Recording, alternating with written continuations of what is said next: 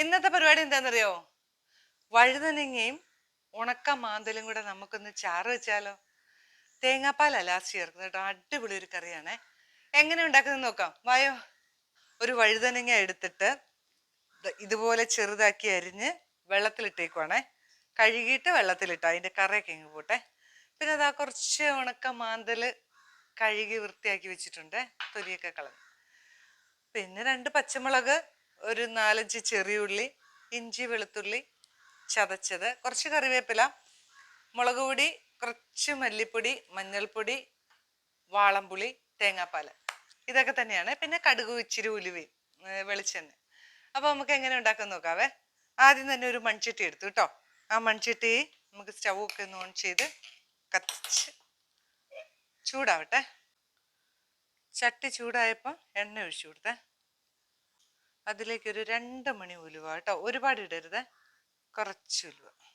ഉലുവ ഒന്ന് ചൂടായി വരുമ്പോൾ അല്ലേ കുറച്ച് കടുക് ഇട്ട് കൊടുക്കാവേ. കടുകൊക്കെ പൊട്ടി കഴിഞ്ഞിട്ടുണ്ട്. അതിലേക്ക് ഇഞ്ചി വെളുത്തുള്ളി ചതച്ചത് എല്ലാം കുറച്ച് മതി കേട്ടോ. ചെറിയ ഉള്ളി, പച്ചമുളക്, കുറച്ച് കറിവേപ്പില, ഇതൊന്ന് വഴറ്റാവേ. ഒരു വഴുതനങ്ങ എടുത്തിട്ടുള്ളേ, അതുകൊണ്ടാണ് ഇത്ര അളവ് കേട്ടോ. ഒരു തക്കാളി മുറിച്ച് വെച്ചതും കൂടി ഇടാവേ.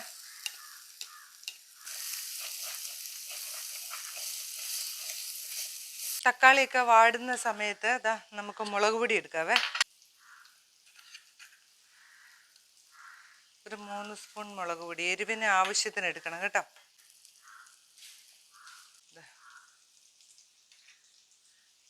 നമ്മുടെ മല്ലിപ്പൊടി കണ്ടോ, 1 സ്പൂൺ മല്ലിപ്പൊടിയാണ്, അതും കൂടെ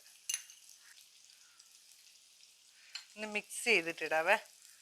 കുറച്ച് വെള്ളം ഒഴിച്ച് ഒന്ന് മിക്സ് ചെയ്ത് പേസ്റ്റ് ആക്കിയിട്ടേ ഇടുവാണെങ്കിൽ നമ്മുടെ കറിക്ക്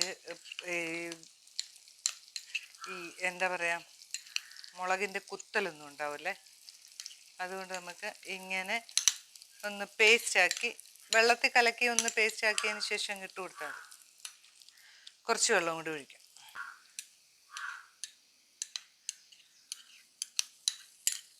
ഇനി ഇതെല്ലാം കൂടെ ഒന്ന് നല്ല പോലെ ഒന്ന് തിളക്കട്ടെ. ഈ സമയത്ത് ഉപ്പ് ചേർത്ത് കൊടുക്കണേ. ഉണക്കമീൻ ആയതുകൊണ്ട് തന്നെ കുറച്ച് ഉപ്പേ ചേർക്കാവുള്ളൂ, വേണമെങ്കിൽ നമുക്ക് പിന്നെ ചേർക്കാം. മുളക് നന്നായിട്ടൊന്ന് തിളച്ചോട്ടെ.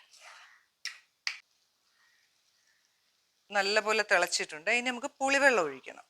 ചെറിയ ഒരു നെല്ലിക്ക വലുപ്പത്തിൽ ഒരു പുളി വെള്ളത്തിൽ ഇട്ടിരുന്നാണ്, ഇതൊന്ന് ഒഴിച്ചു കൊടുക്കുക. ഇത് ഇത്രയും വേണ്ടി വരും കേട്ടോ, പുളി വേണമല്ലോ കറിക്ക്. കുറച്ച് വെള്ളം കൂടെ ഒഴിച്ച് പിഴിയാം.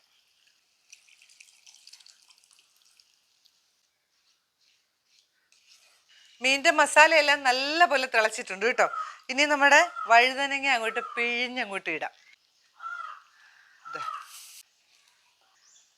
ഇത് ഇങ്ങനെ തന്നെ കൂട്ടാൻ നല്ല രസമല്ലേ.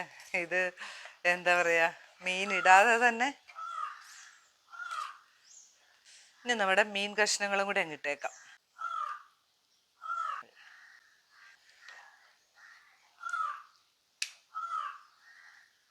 ശരിക്കും ഈ ഉണക്കമീൻ ഇടാതെ തന്നെ നല്ല ടേസ്റ്റാണ് കേട്ടോ ഈ വഴുതനങ്ങ കറി. മൂടി വെച്ചേക്കാം. കറി ഒന്ന് തുറന്നു നോക്കണ്ടേ. കണ്ടോ, കറിയൊക്കെ സെറ്റാ. ഇനിയും തേങ്ങാപ്പാൽ ഒഴിക്കുന്ന ഒരു ഒറ്റ പണിയും കൂടെ ഉള്ളൂ കേട്ടോ. കണ്ടോ, വഴുതനങ്ങയും മീനും ഒക്കെ വെന്ത് നല്ല റെഡി ആയിട്ടുണ്ട്. ഇനി ഇതാ നമ്മുടെ ഒരു മുറി തേങ്ങയുടെ പാല് ഒഴിച്ചും കൊടുത്തേക്കാം.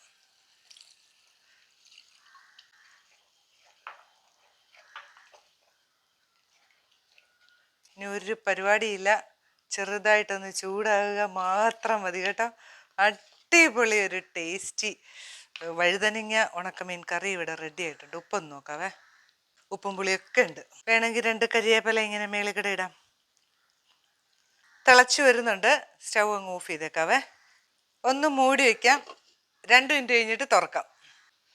തുറന്നു നോക്കാം. ഇതാ, നിങ്ങളാരും ഇത് ഉണ്ടാക്കാതെ പോകരുത് കേട്ടോ. നോക്കിയേ, നമ്മുടെ കറി ഇവിടെ റെഡി ആയിട്ടുണ്ട്. ഒന്നും പറയാനില്ല, അടിപൊളി ടേസ്റ്റ് ആണ്.